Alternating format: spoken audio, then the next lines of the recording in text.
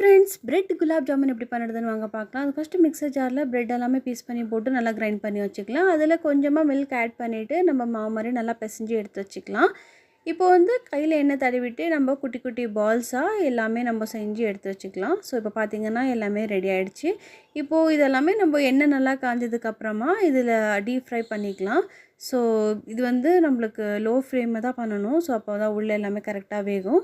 So இப்போ எல்லாமே colour change ஆகிடுச்சு. இப்போ வந்து நம்ம இதை வந்து ஒரு பிளேட்டுக்கு ட்ரான்ஸ்ஃபர் பண்ணிக்கலாம்.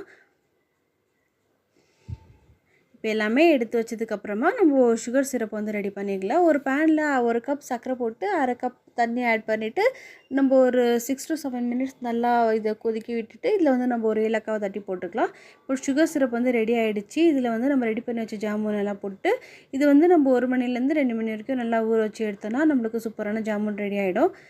நீங்களும் ட்ரை பண்ணிவிட்டு எப்படி இருந்துச்சுன்னு கமெண்ட் பண்ணுங்கள்.